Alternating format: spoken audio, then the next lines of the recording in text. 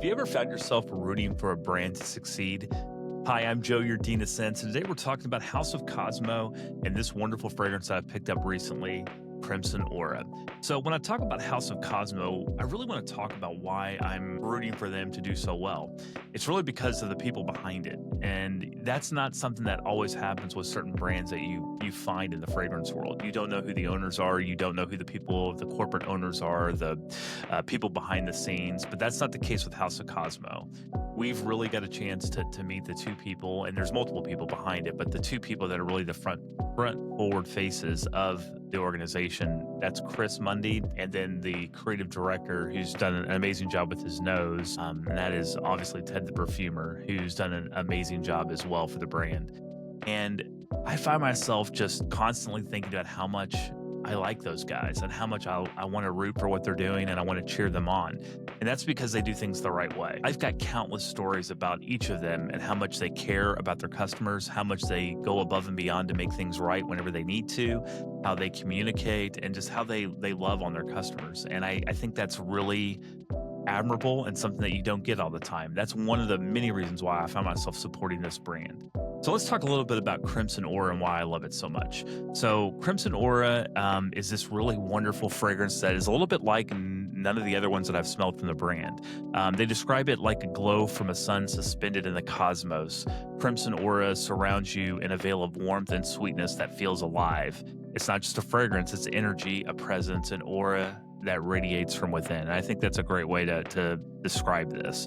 It's got top notes of black cherry and red wine. It's got middle notes of vanilla planifolia, tonka bean, rum, tobacco, cedar. And in the base, you've got some oak wood. You've got some labdanum and oud and sandalwood, just some of the notes in the base.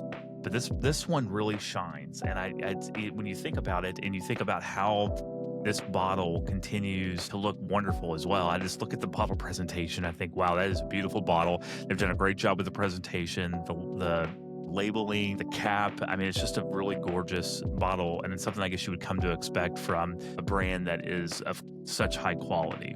So when I talk about the fragrance, I really think this is going to be a nighttime fragrance for me. It's really good for date nights, evening events. Cooler weather is probably where Crimson Aura really lives and shines its best.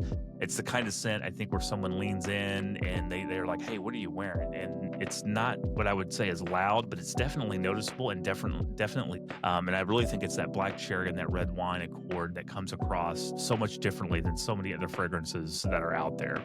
Performance-wise, I've been really getting solid wear out of this fragrance. It's got great longevity. It sticks around. The projection is right in there. It's noticeable, but doesn't overpower people, but it really grabs attention. And that's really what I want from a fragrance when I'm wearing something in the evening. So again, what I appreciate about Crimson Aura is not just how great the quality of the scent is, it's really about the brand, right? And that brand love that is already being built by these wonderful individuals that are creating this house. I can't wait to see what they do next. I really found myself rooting for the brand, and I've never thought I would say that about a fragrance company, but I'm really there with them, cheering them on every step of the way. I look forward to what's next. I appreciate what we have right now, and I hope that they keep it up, keep going, and keep doing right by the customers. I think it's going to pay off tenfold for them as they continue to expand their brand to many, many new individuals. Again, we just found out about them about a year ago, and to see where they've gone from Scent Explorer a year ago to now, it's just, it's unimaginable. So very excited for them. Can't wait to see what's next. I'm Joe, your Dean of Sense. I hope you enjoyed this video. If you did like it, I would love for you to share this video with someone else. Love for you to like, comment, and share. And let me know what you tried from House of Cosmo. What are your other favorites? I can tell you that I've got about 4 or 5 of them that I would probably get a full bottle of if I can space them out. Again, it's a financial commitment, but again, 4 or 5 bottles I think belong in my collection from the House of Cosmo, and I'm very excited to support them. Have a great day, everybody. I'll catch you in the next one.